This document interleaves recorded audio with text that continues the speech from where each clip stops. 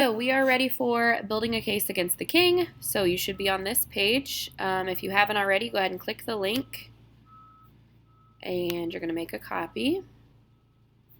If you want to leave it named copy of building a case against the king, you can. I would just get rid of the copy of, but it's totally up to you. Then on our first slide, you are going to put your name. I hope you guys can't hear it. I'm at school and they're doing construction. And it's really loud in here. I don't know if you guys can hear that on the video. Hopefully not.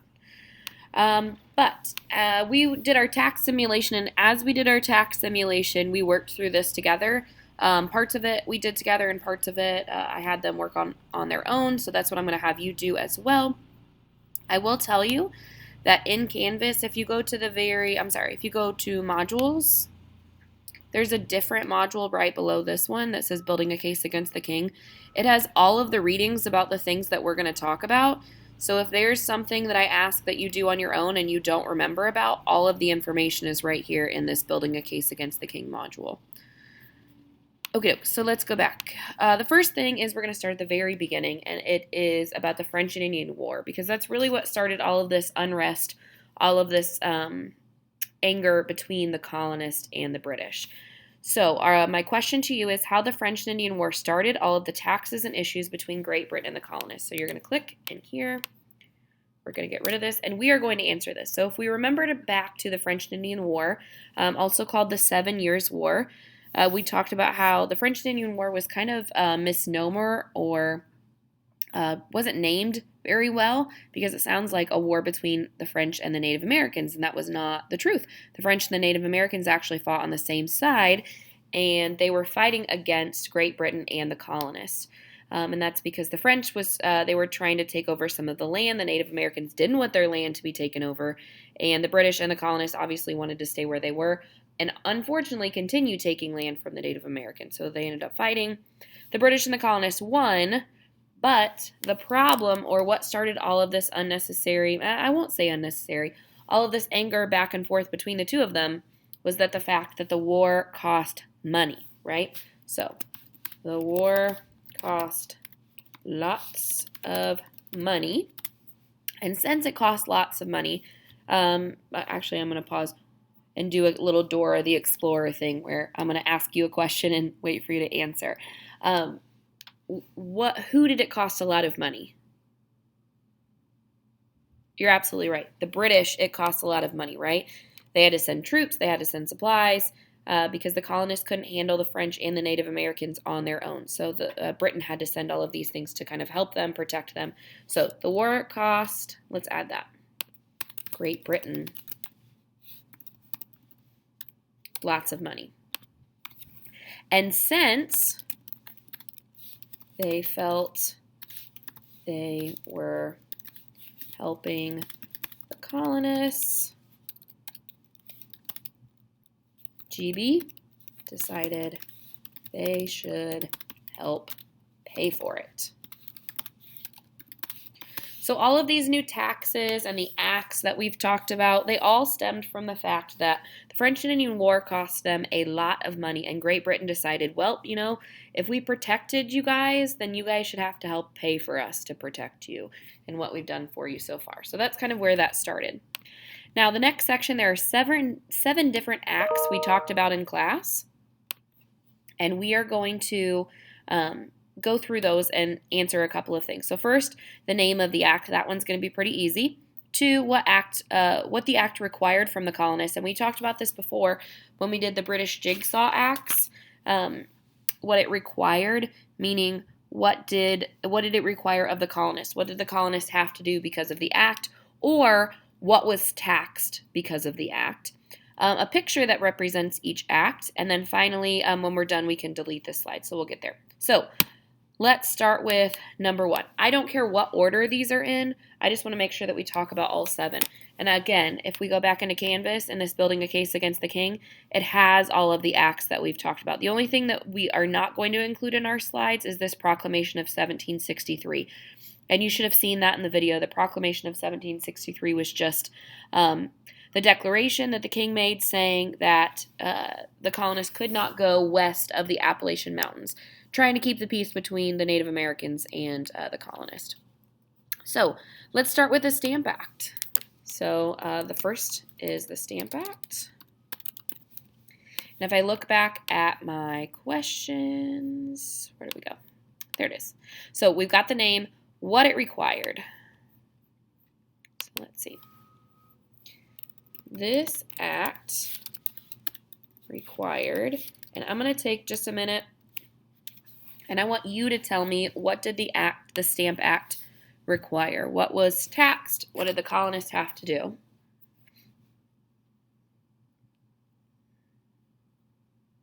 That's right. It taxed all printed / paper goods. So, for example, playing cards. Talked about that. Pamphlets. Newspapers. I'm trying to think of what else. Legal documents. Remember we talked about it hit lawyers really, really hard, right? And then, I keep going to the wrong page, guys. And then finally, a picture to represent the act. And this part I'm not going to do. I'm going to have you guys do that on your own. So you need to find a picture that you would put on this slide that would represent that act. So the Stamp Act was the first one. We know they were not happy about that. Let's think of the second one. So what's another one that we talked about? The Sugar Act, right? This act required... Now this one was tricky. Remember, there were taxes on things like sugar and molasses. But that wasn't the only thing. There was a tax on something else, and I want to pause here and see if you can remember what else was taxed. Yep, it taxed imported goods, meaning things from other countries. Right? They were trying to deter the colonists from buying things from other countries because they wanted the colonists buying things from Great Britain, right? They wanted extra money. So it taxed imported goods. And again, you'll add a picture, but I'm going to let you guys do that on your own. So let's do another one. This one was a big one, right? This one really made them mad, and that was the Tea Act. This act required... Now, this one was more than one. So obviously, we know there was a tax on tea, right? And that made them upset. But there was another piece to this, and this is where we go back to the word monopoly, if you remember. So not the board game Monopoly, but what the monopoly meaning when one company is the only company that sells a certain product. They kind of get to set the standard on how much you pay, right? It really drives up the cost for the consumer being the colonist at that point. So there was something else that goes into the Tea Act besides just the tax on tea. I want to give a second for you to remember what that was.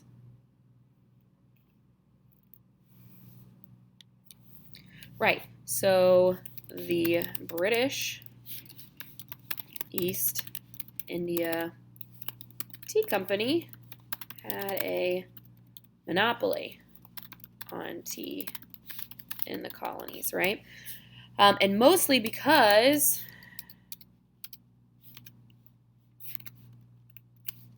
it was a British-owned company, right?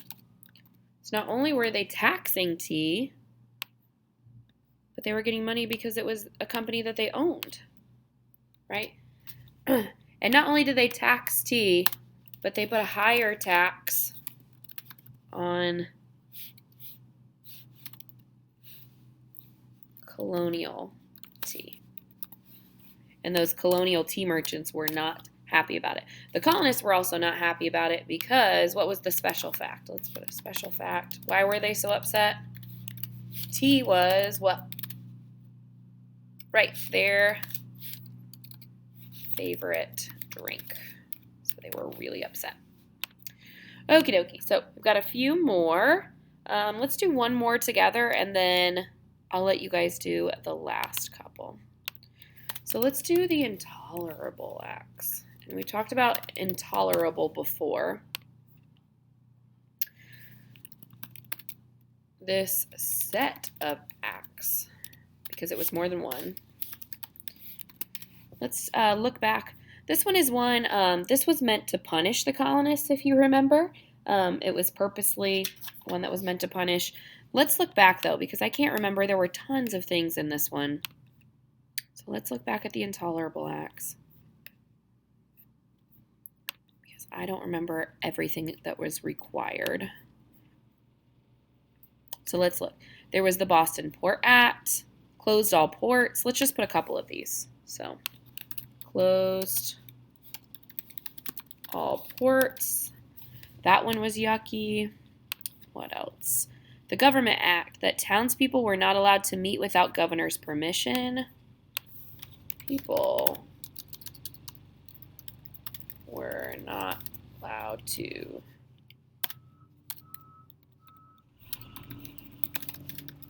without the governor's permission. Okay, let's look back again. What else we got? The administration, which ruled that British officials who committed crimes could be sent to England for trial. Let's skip that. Quartering Act. I'm not going to add that one because we're going to do that in just a little bit. The Quebec Act added British land and gave more freedom to Canada. So, added British land, gave more freedom to Canada. All right. So you have 3 more acts, and I am going to tell you what those are. Also, I didn't say this earlier, but for the rest of these, don't forget that you need to go back and add a picture to each one of these. There are going to be lots of pictures that pop up. Just make sure it makes sense for these. So again, we did the Stamp Act, we did the Sugar Act, the Tea Act. Oh gosh, I hope you guys can't hear all of that construction noise. I hope you guys can hear me okay. The Intolerable Acts. We also have, like we said, the Quartering Act, and remember, it doesn't have to do with money, but the Currency Act does. That's another one. And then finally, the Townshend Acts, and that was one, there were several, but they taxed a certain type of, there was a certain set of things that they taxed. So you'll do the Quartering Act, the Currency Act, and the Townshend Acts on your own. Now, I've got 3 more slides that we're going to do. So the Boston Tea Party, you're going to tell me what the Boston Tea Party was and why it was important to the American Revolution. We talked about the Boston Tea Party a lot. This one I feel like you can do on your own, but if you have forgotten parts, you need a refresher.